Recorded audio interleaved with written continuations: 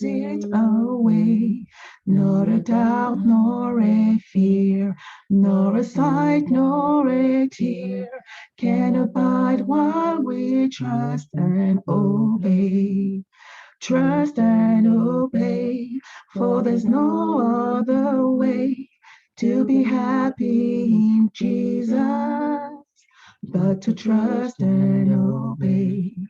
Not a burden we bear, not a sorrow we share, but a toil that he does richly repay. Not a grief or a loss, nor a frown, nor a cross, but is blessed if we trust and obey. Trust and obey, for there's no other way to be happy in Jesus but to trust and obey. But we never can prove the delight of his love until all on the altar we lay. For the favor he shows and the joy he bestows are for them who will trust and obey. Trust and obey, for there's no other way to be happy in Jesus but to trust and obey. Then in fellowship sweet, we will sit at his feet, or we'll walk by his side in the way. What he says we will do, where he sends we will go. Never fear, only trust and obey. Trust and obey, for there's no other way to be happy in Jesus but to trust and obey. Trust and obey, for there's no other way to be happy in Jesus but to trust and obey. Amen. Katie.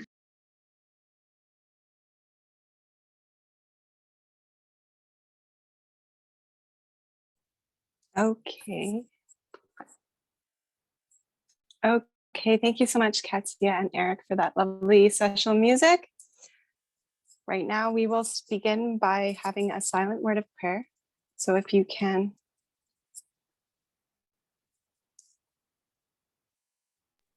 Sorry, I forgot it was being translated. 1 second. All right, if we can begin with the silent word of prayer. Saka tingatanga zvedu nemunamato wenyararo.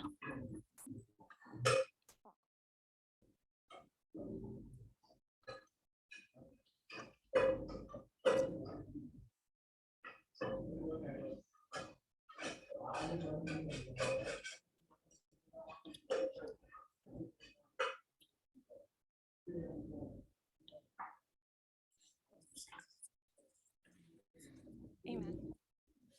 Amen. So on Friday, when I was listening to Elder Tess, Saka musi weFriday I pandandaka was very kutera surprised to hear the question that she asked. ndakashamsika chaizvo kunzwa mubvunzo wawakabvunza. And that is because it was the same question I was going to ask you. Nokuti ndowanga wari mubvunzo mumwe chete iwo wanga ndichabvunza inini. And that question was, what does it mean to pay homage to the papacy?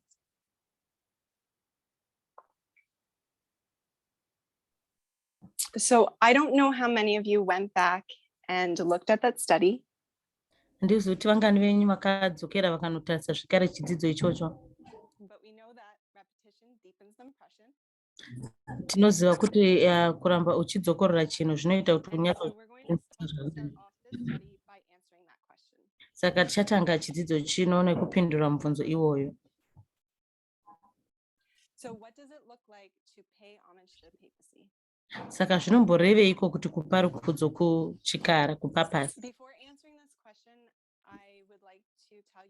main focus though.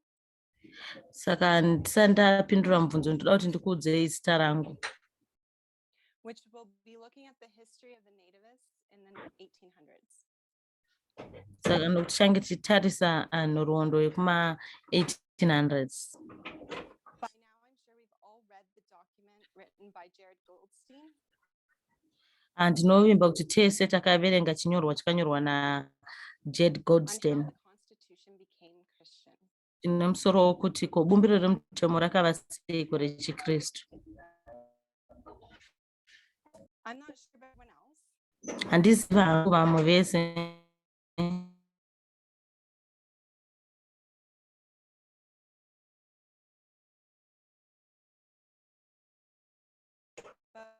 when I read the document, I learned that gays were not the only Musika kuti masabato vega vari iso na Protestant. topics were Ndamusika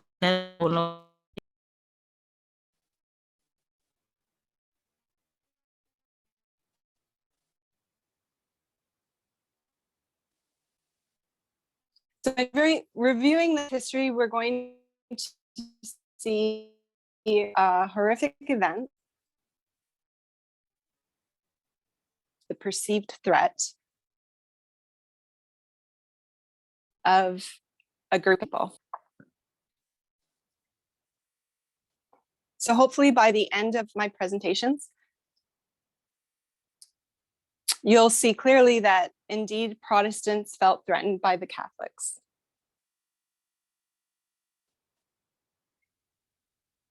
Specifically the Irish Catholics.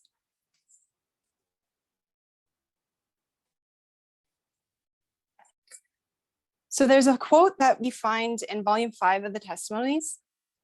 volume 5 my testimonies. On page 4 or 5. Ndikutaridzei screen yangu.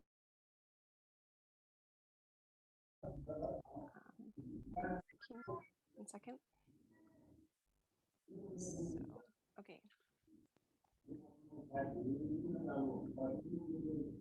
So this is the quote.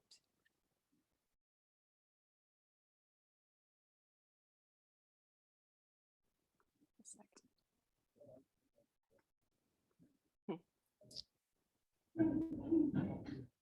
I'm not sure why.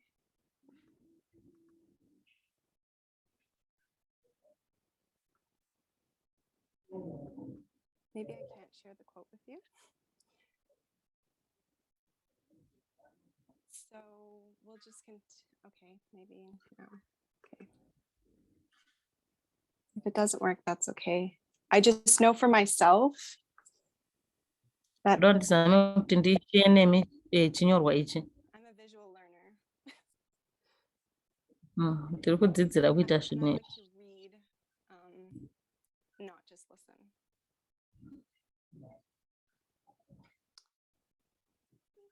So I don't know if you're able to see the quote or not. Handizivi kuti muri kwanisa kuona here chinyorwa ichi kana kuti kwete. Tiffany's just showing us loading. Is that right? Okay, yeah. It's loading here too. Okay, here we go. So I just want to read the bolded part here in the middle. It says, when Protestantism shall stretch her hand across the gulf to grasp the hand of the Roman power.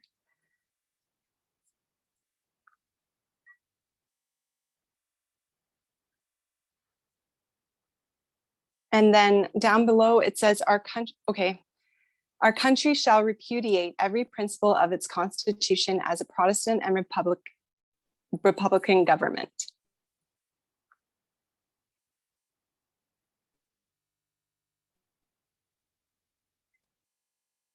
So the document on how the Constitution became Christian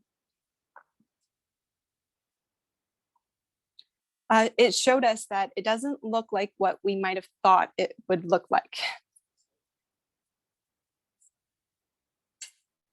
Protestants don't have some secret alliance with the papacy.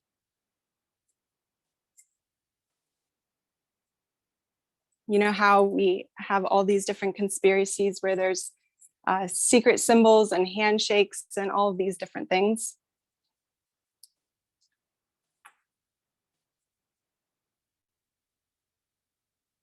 So when reading the document, you see that the Protestant Americans are actually at war, essentially, with the Catholics.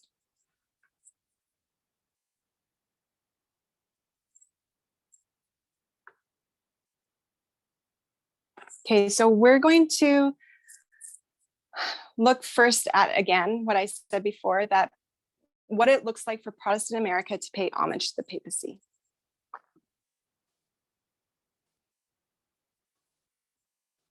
We'll also be answering how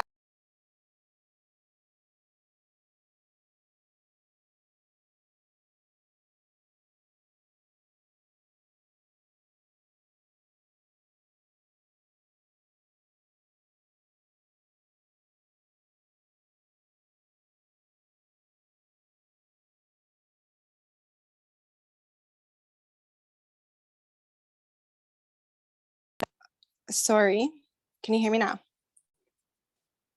How long was it out? Just a few, just repeat your last sentence. Okay, so there are 3 questions that we're going to look at today.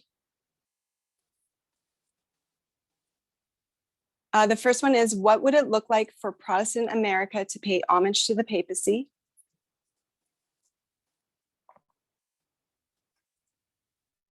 How does American history show us that Protestants and Catholics are at enmity with one another?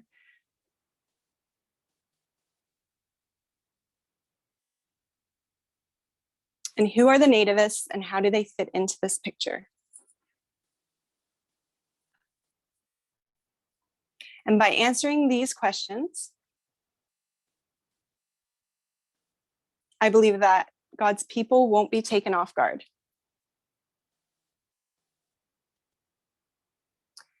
We have been given light sent from heaven to gain the knowledge we need to avoid paying homage to the papacy in the future.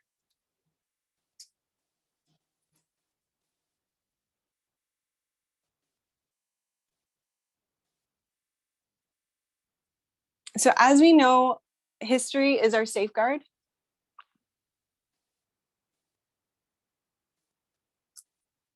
And a Bible verse that I love to think of is that there's nothing new under the sun.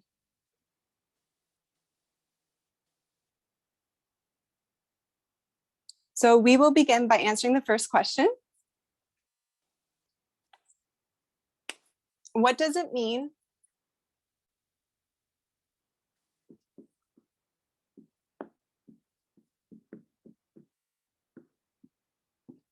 to pay homage to the papacy?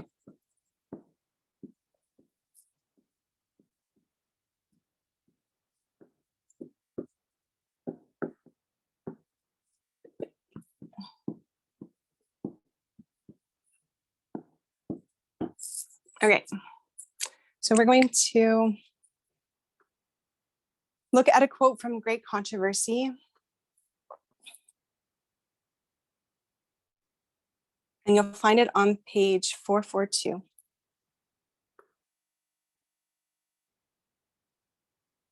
It is the first paragraph.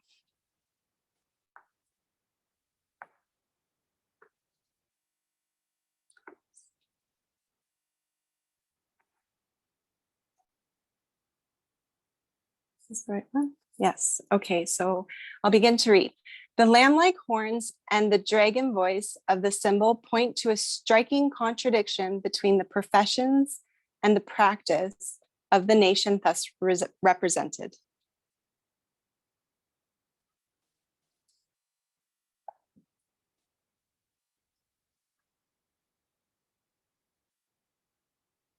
The speaking of the nation is the action of its legislative and judicial authorities.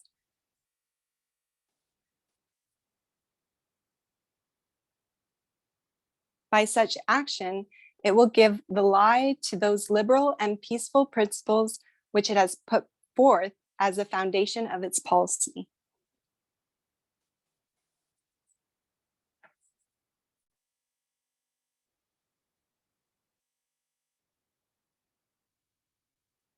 As we learned from previous studies,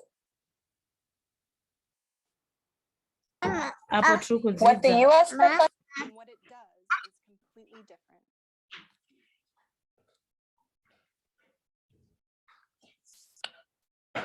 So it will always profess that it is a free nation and Saka upholds peaceful principles. Saka inoramba ichitaura kuti iyo inotenda uyezve icharamba ichiita kuti pave nerunyararo. But we know this is a lie. Asi tinoziva kuti kwese uku manyepo. We also learn from inspiration Tinodzidza kubva mukati memweya wechiprofita that our attention needs to be on the legislative and judicial branches of government. Tinoziva kuti izvi zvinoitwa nematera edzimhosva uyezve And also the nelegislative. power in the executive branch, which is entrusted to the president. Asi hazviitwe neexecutive branch iro rinoita nezvemutungamiriri wenyika. Let's continue reading. Regai tienderere mberi nekuverenga. I'm not sure.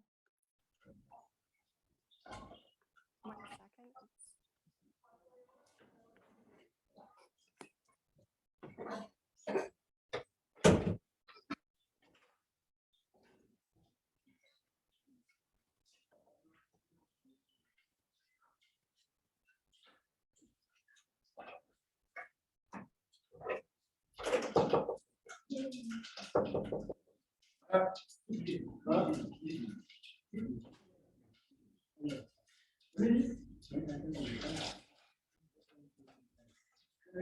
Tiffany, we can't hear you.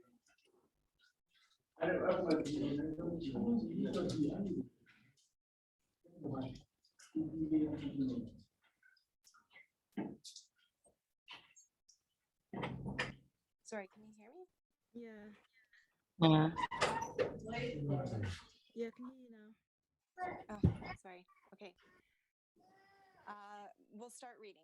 The prediction that it will speak as a dragon and exercise all the power of the first beast plainly foretells a development of the spirit of intolerance and persecution that was manifested by the nations represented by the dragon and the leopard-like beast.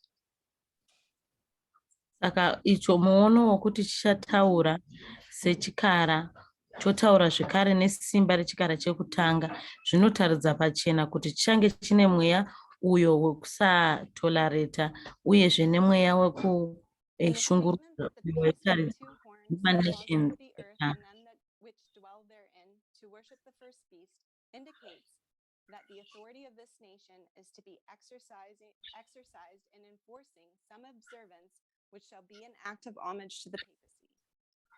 Saka kutaura kuti chakonzeresa chikara ichi kuti vese vanorarama mukati menyika iyi vanamate chikara chekutanga uyezve simba racho renyika iyi richaitwa richiburikidza nekupa kupapasi. That when the US enforces some observance, Saka tinoziva kuti apo United States of America paichaita kuti vanhu vatevedzere chimwe chinhu. the observance in itself will be an act of homage to the papacy. Saka kuti vanhu vateedzere rimwe zuva iri zvinotaridza kuti vari kupa rukudzo kupapasi. So we're going to skip ahead to another paragraph. Saka tichajamba tobva taenda kune rimwe paragraph. This is 446.1 of Great Controversy. Saka tichaverenga 446.1 Great Controversy. So the special characteristics of the beast and their no, I don't want to start there. I'm going to start only by changing. It's in the middle of the paragraph. Chatangira pakati nepakati paragraph iyi. Only by changing God's law could the papacy exalt itself above God. Saka kuburikidza nekuchinja mutemo waMwari ndo apo patinoona papasi ichisimudzira pamusoro paMwari. Whoever should understandingly keep the law as thus changed would be giving supreme honor to that power by which the change was made.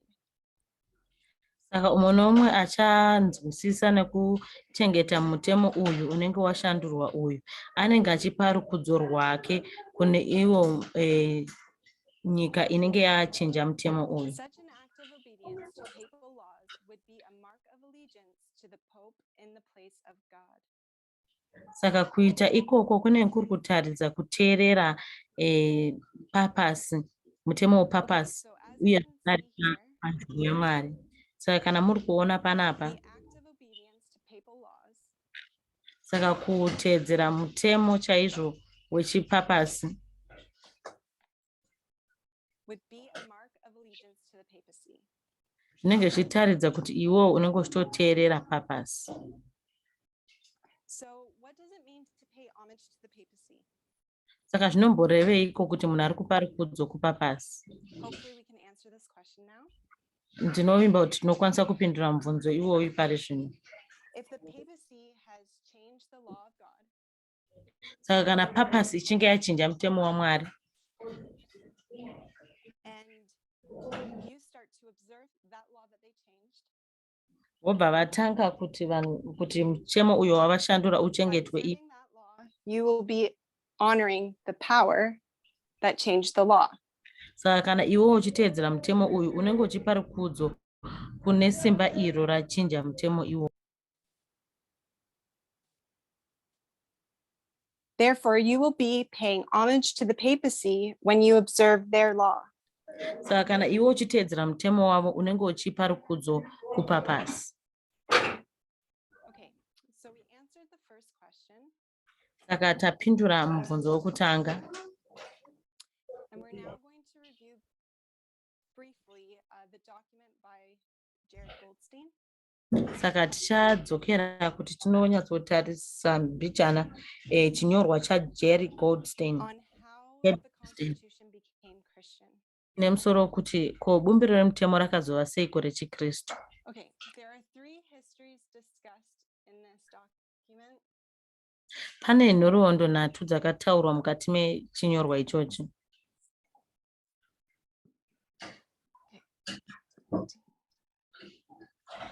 Okay, so the first history Saka pane nhoroondo yekutanga 1863 inotanga mukati megore ra1863 to the 1900s.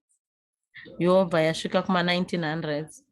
We'll just put 1950s here. It's the late 1940s.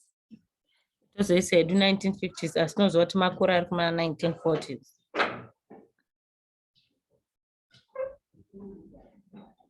And I believe it's 1979 till our time. Ndinovimba kuti nhoroondo yekupedzisira yacho i1979 kusvika munguva yatiri ino. Throughout these three histories, Saka mukati menhoroondo idzi dzese dziri nhatu, Jared tells us that there's a perceived threat. saka munyori Goldstein anotiudza kuti pane chityiso chiri kufungidzirwa. There's a threat in each of these histories. Saka munhoroondo imwe neimwe panenge pane chityiso chinenge chichifungidzirwa.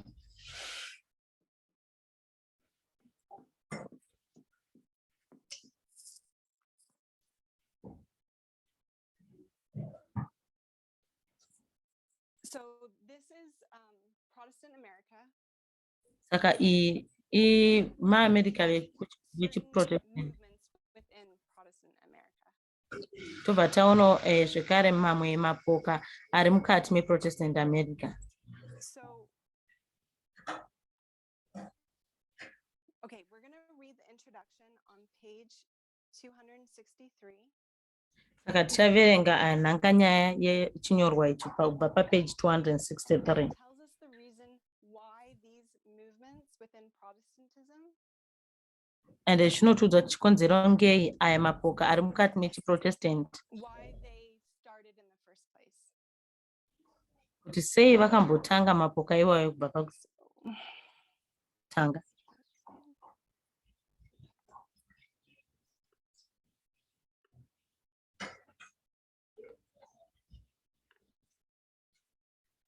All right, so the movement was propelled by concerns over the increasing population and power of Catholics, Jews, Seventh-day Adventists, and religious freethinkers. Saka boka iri rakakonzeswa kuti ritange kuburikidza nekunge vaona kuwanda kwakuita vanhu uyezve nesimba remacatholics nemajews nemaseventh day adventists neavo vane mafungiro akatambanuka. Generated a variety of challenges to Protestant preeminence, including objections to Christian prayers and Bible readings in public schools, Sabbath observance laws, and religious oaths. Saka kuwanda kwezvitendero mukati meAmerica makakonzeresa kuti pave nemachallenges akawanda mukusimudzirwa kwechiprotestant mukati menyika iyi, zvichisanganisirawo kurambidzwa kweminamato yechikristu mubhaibheri mukati mechikoro. These challenges to be nothing less than a war on Christianity and therefore an attack on America itself. Saka vatungamiriri vechitendero chechikristu vakaona zvese izvi vakazviona semachallenges anotaridza kuti chikristu chairwiswa uyezve nekurwisa America pachezvayo. The nation's Christian identity could be saved, the movement argued, if only the Constitution could be made Christian. Saka vanotaura kuti ivo nyika inokwanisa kungochengetedzwa kuonekwa kwayo senyika yechikristu badzi kana bumbiro remutemo rikashandurwa kuti rive rechikristu. Saka Christian Amendment Movement felt threatened. Rakanzwa richityiswa. They felt like there was a war on Christianity. Vakafungidzira sekuti pane kurwiswa kwechitendero chechikristu. And that meant an attack on America itself. Saka izvi vakaona sekurwiswa kwaAmerica pachezvayo. And who do they feel threatened by? Saka ndivanani kwava vaifungidzira kuti vari kuvatyisa? The Catholics, Makatolike, mechicatholic, maJudha, Seventh-day Adventists, masabata and freethinkers. nema-free thinkers.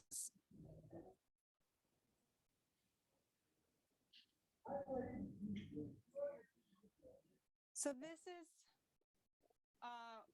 what was surprising to me. Saka ichi ndo chakandishamisa chaizvo.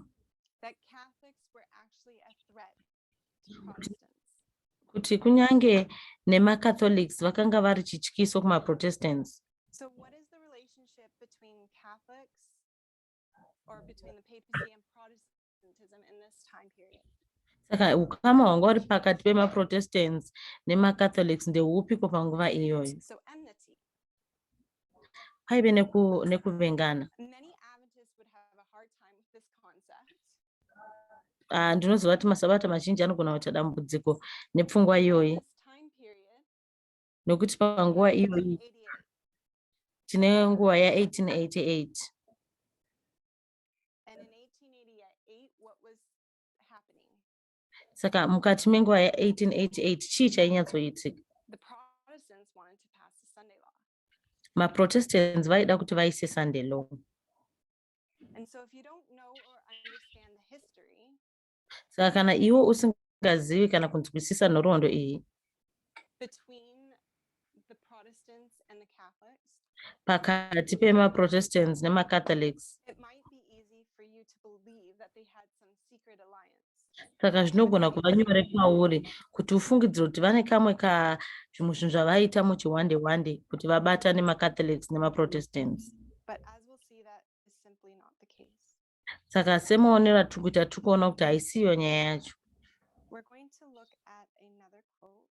Saka tichatarisawo zvekare chimwe chinyorwa, imwe quotation.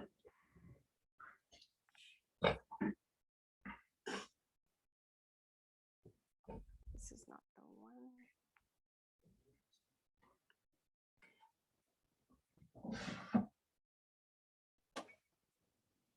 Okay, in spite of themselves, Romanists declared that the observance of Sunday by the Protestants is an homage they pay in spite of themselves to the authority of the Catholic Church. Saka vechiroma vanotaura kuti kutevedzera svondo kunoitwa nemaprotestants kupa rukudzo kuchikatolike kunyange zvazvo vachipa vasingadi. The enforcement of Sunday keeping on the part of the Protestant churches is an enforcement of the worship of the papacy of the beast. Saka kuiswa kwemutemo wesvondo kumachechi echiprotestant kwaivawo kunamatwa kwechikara chechipapa. Choose to observe the false instead of the true Sabbath are thereby paying homage to that power by which alone it is commanded. Avo vanonzwisisa izvo zvinotaurwa nemutemo wechina asi vobva vasarudza kuti vateedzere mutemo usiri iwo wemanyepo, usiri wesabata chairo chairo, vanopa rukudzo rwavo kusimba iro rinopa rukudzo.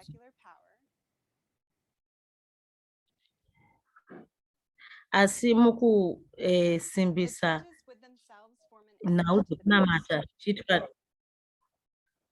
zvichiitwa nematongerwo enyika, izvi zvinotaridza kuti machechi anenge achinamatiswa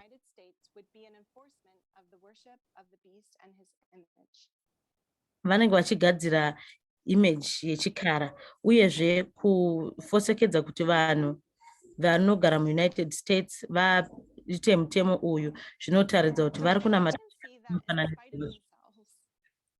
Saka zvataona muchinyorwa chanzi kunyange zvazvo vasingadi vanenge vachingopa rukudzo kupapasi ivo vasingadi. Even though the Protestants may have a disdain for the Catholics, that didn't change the fact. Kunyange zvazvo maprotestants vane kusafarira kwavanoita vechipapasi havakwanisi kuti vazvichinje kuti vanovafara kana vakamanikidzira kuti pave nekuchengetedzwa kana kuitwa kwemutemo wesvondo vanenge vachipa rukudzo kupapasi. In the history of the 1800s, is there a friendship between Catholics and Protestants? Saka mukati menhoroondo yema1800s we will see that history tells us no. Tinoziva kuti history haitiudzi izvozvo. So now we're going to get into the main purpose of my study. Saka apa tichaenda muchidzidzo chaicho zvandakutasira kuita mukati mehistory show us that Protestants and Catholics are at enmity. Saka history inotitaridza seiko kuti saka ndivanani uyezve vanombopindawo sei mukati menyaya iyi. We're going to be looking at the persecution of the Catholics, but more specifically the Irish Catholics. Saka tichatarisa mukushungurudzwa kwemakatoliki kunyanyanya makatoliki evekuIreland vanonzi maIrish. Saka pane chimwe zvekare chinyorwa chakanyorwa naJared Goldstein. And it was shared in the media broadcast group. Saka chakapiwa vanhu pagrupu riya media broadcast. Unfit for the Constitution, Nativism, and the Constitution from the founding fathers to Donald Trump. Saka chakaiswa pamedia broadcast chine musoro unoti zvisina kufanira kubumbiro remutemo. I found this document fascinating and it began my journey into figuring out who the know-nothings were. Saka ndakaona chinyorwa ichi chichindinakidza chaizvo apa ndo pandakatanga quotes from the introduction. kuita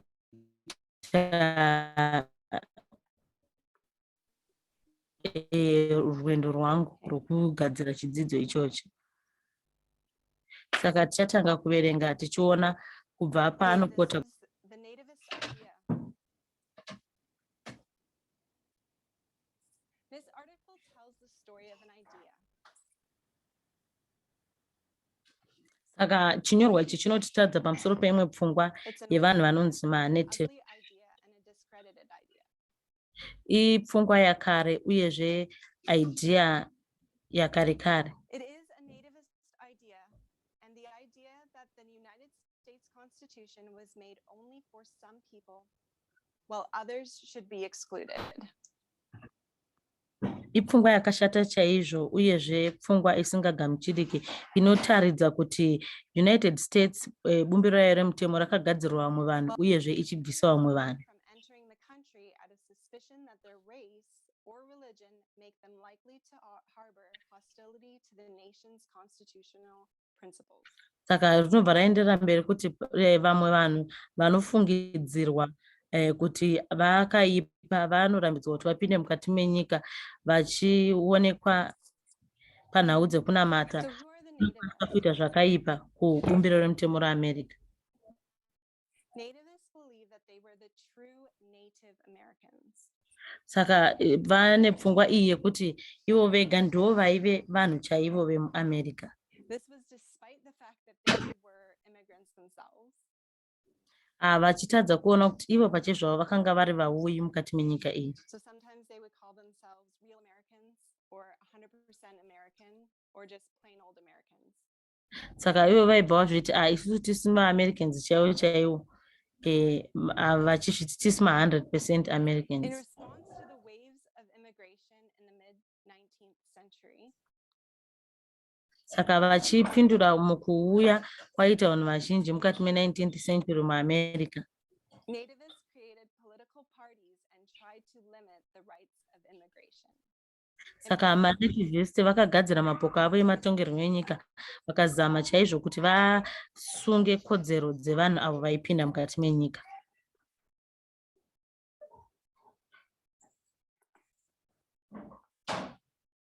All right, we're going to look at, it still is in the introduction of this document.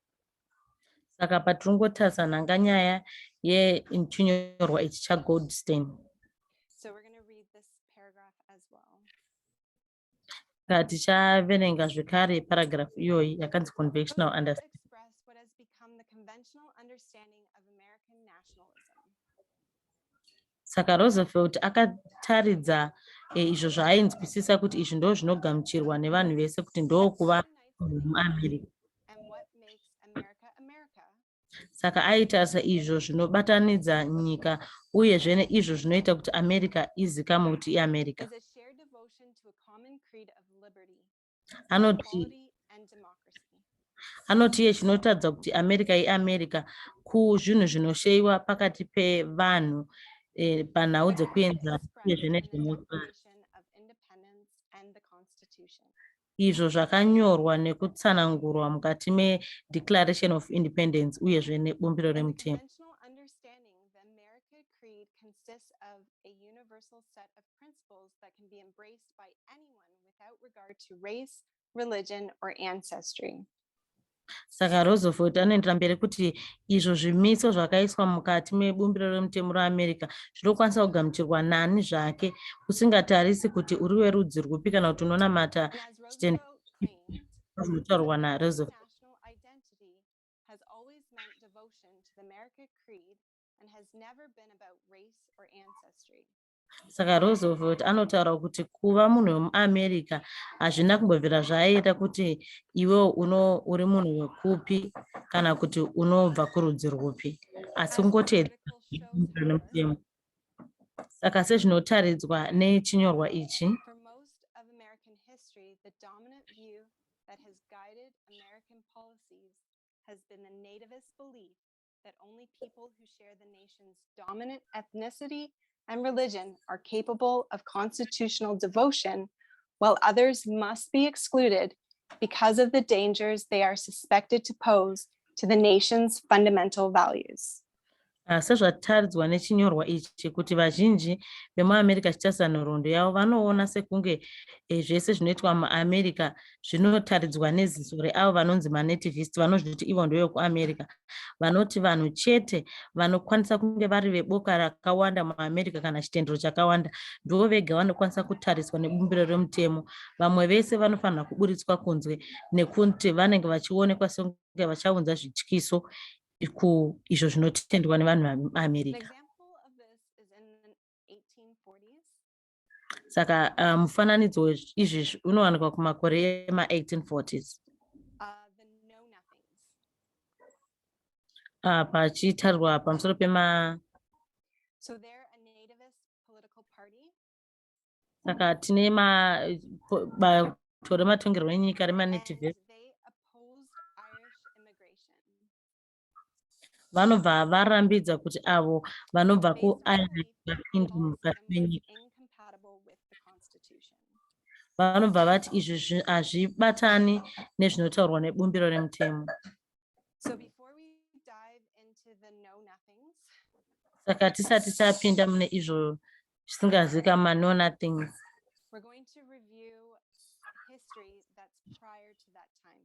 Saka tichatarisa nhoroondo iri kumashure kwenguva iyoyo. Saka ndichadhirowa mutsara wangu unotaridza nguva.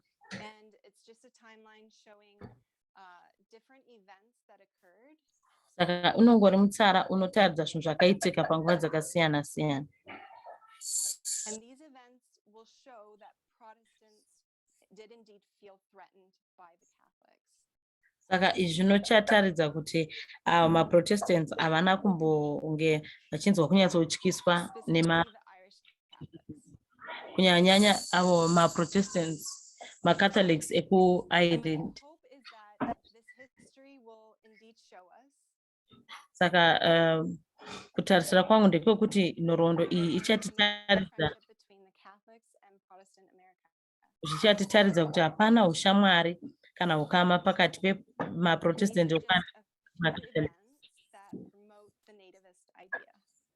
Saka inongori pfungwa yeavo vaizviti ndo varidzi veAmerica chaivo chaivo.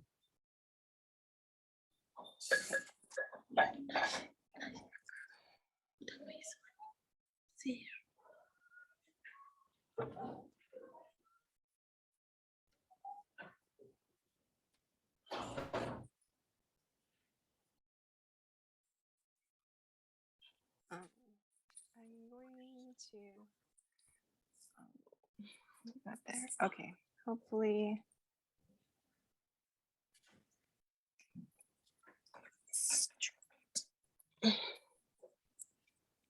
Okay, so this is the Dark Ages. Saka indonguva yema-Dark Ages. And Massachusetts, I can't really say that.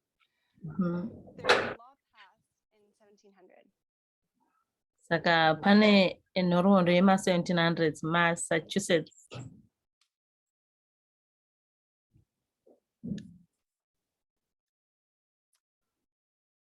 And it forbade the Catholics to, let's see that, it forbade the Catholics to reside in the colony. Saka vanhu vekuMassachusetts vanorambidza kuti maCatholics agare. Saka kana anenge aramba mutemo uyu aiurawa kana kuti kuiswa mujeri.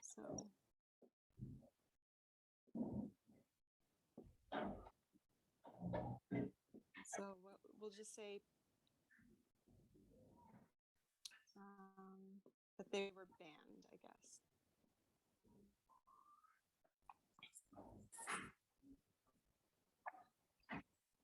Then we have 1798,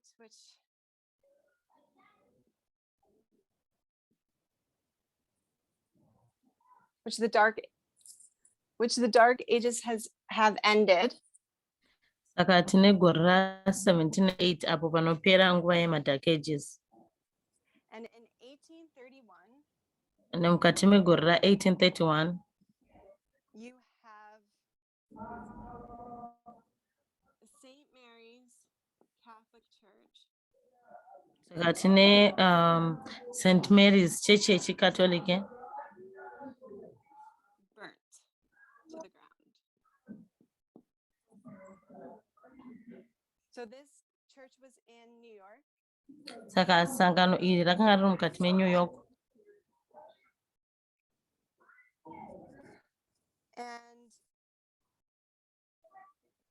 actually beginning in the 1830s, saka kutanga kwemakore ana 1830 the city had experienced several outbreaks of riots and violence. saka mukati meguta iro manga manyanya kuitika kurwisana kwemhirizhonga uyezve nemariots.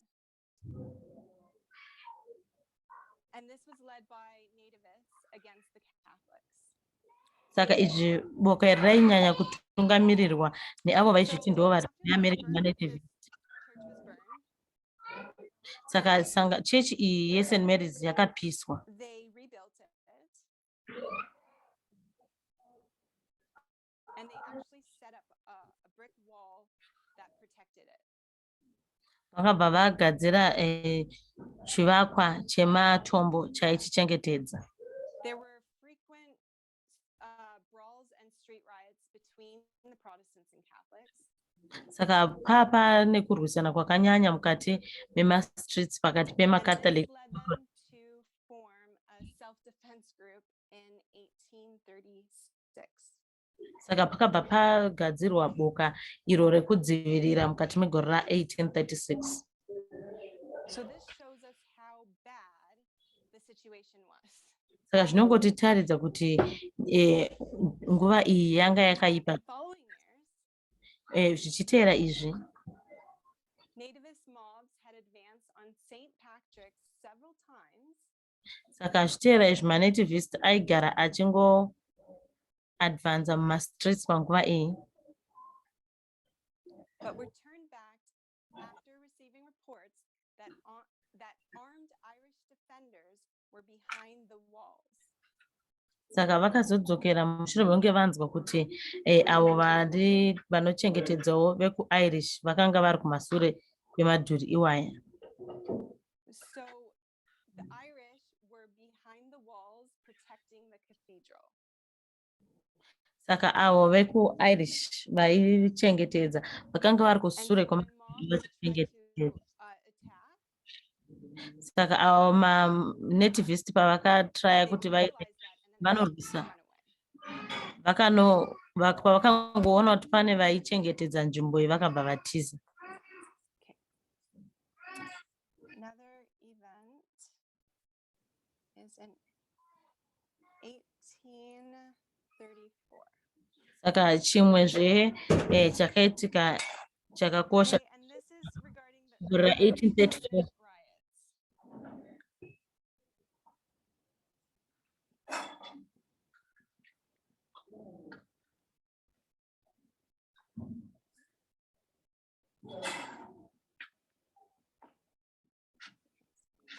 So the Ursuline convent riot. Sorry. Saka pari kutaurwa pamusoro pemhirizhonga yakaitika So this happened in Charlestown. izvi zvakaitika muguta reCharles near Boston. And this convent was also burnt to the ground. It was ruined. Saka chechi iyi yakapiswawo ikaparadzwa. The night before, a Protestant mob sacked it and burned it to the ground. Saka chechi yakapiswa neboka revanhu vechiProtestant. So the nuns that lived there and the students Saka were forced to flee for their lives. Saka vadzidzi vaigara pachikoro ichi nemanani vaigara ipapo vakatomanikidzwa kuti vatize panzvimbo iyoyi. The rioters were mostly poor Yankee laborers. Saka avo vairwisa avo vaikanda zvinhu. Feared and hated Irish Catholic immigrants. vaita izvi vachitya avo ma-immigrants Even eku-Irish. though some of Boston's wealthiest Protestants Kunyange sent zvazvo their daughters to this academy. kunyange zvazvo vamwe vanga vakabudirira panhau dzeupfumi munyika iyi vaitumira vana vavo kunodzidza panzvimbo iyi. Most Yankees harbored a deep prejudice against Catholics. Saka vazhinji vavo vaive nekakusarura ako kavaiisa mukati mehana dzavo vachisarudza Since macatholics, they were constantly suspicious of popery. nekuti vaive nekakufungidzira kavaiita kakaipa pamusoro. And because of this, they were eager to hear malicious rumors that began to spread about this convent. Saka nekuda kwaizvozvo vakanga vakatomirira kuti vanzwe ayo manyepo aitaurwa pamusoro pechechi iyi. So there are various causes that led indirectly to its destruction. Saka pane zvinhu zvakasiyana siyana zvakakonzeresa kuti nzvimbo iyi iparadzwe. But among the most prominent were rumors. Saka pamusoro pezvinhu zvese izvi changa chiri pamusoro inhau dzemakuhwa aitaurwa pamusoro penzvimbo iyi. The rumor was that nuns were being confined against their will.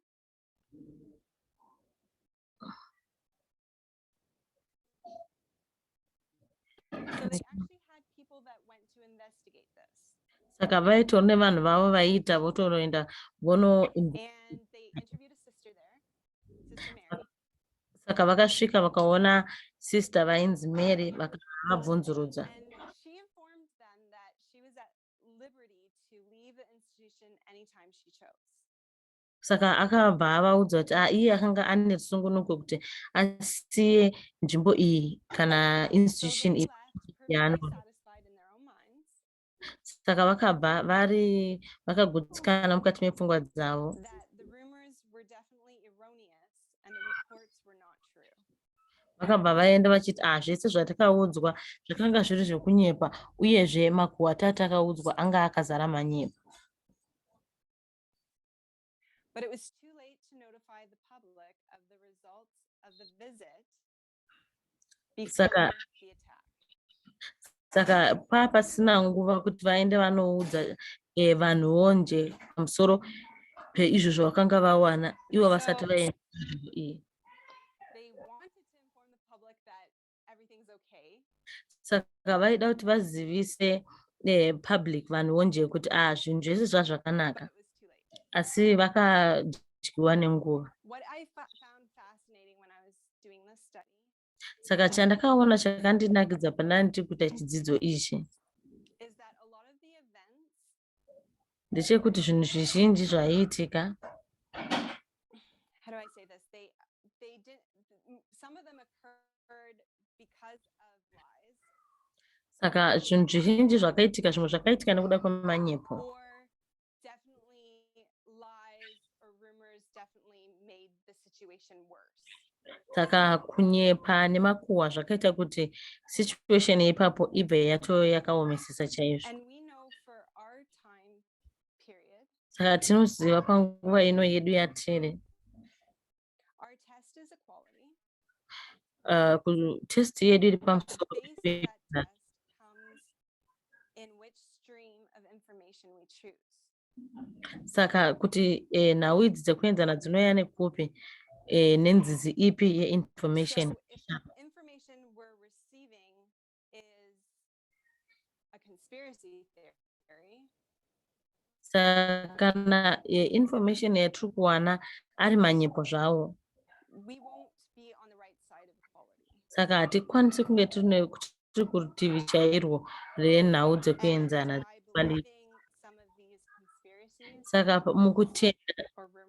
Saka mukutenda ma-conspiracy theories nemamanyepo aya. Horrible things can take place. Pane zvinhu zvakawanda zvinotyisa zvinogona kuitika. So I'm under the assumption that I speak until now is a break, correct? And then we meet again at 11. Saka ndiri kudzidzisa ndine kufungidzira kuti Tinofanira kuita break tozosanganawo zvekare panguva inotevera.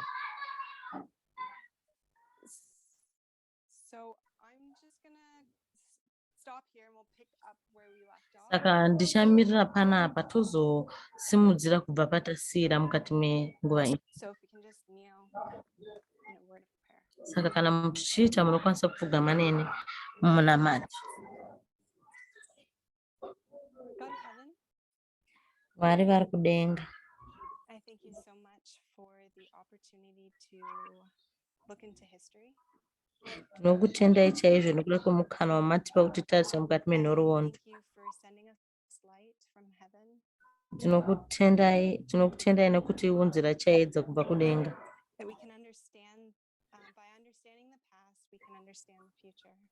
Nokuti mukati mekunzwisisa zvakaitika kare tinokwanisa kunzwisisa zvinhu zvichaitika munguva inotevera. I pray for all of us, Lord, that we would have our eyes open. Tinokutendai kuti munovaita kuti tigare takavhurika masere kuchokwadi icho chamuri kuzama kutidzidzisa. May we understand them Itai kuti tikwanise kuzvinzwisisa so that we can share them. kuti tigokwanisa In Jesus' name I pray. kuzvigamuchira muzita raJesu. Amen. Amen.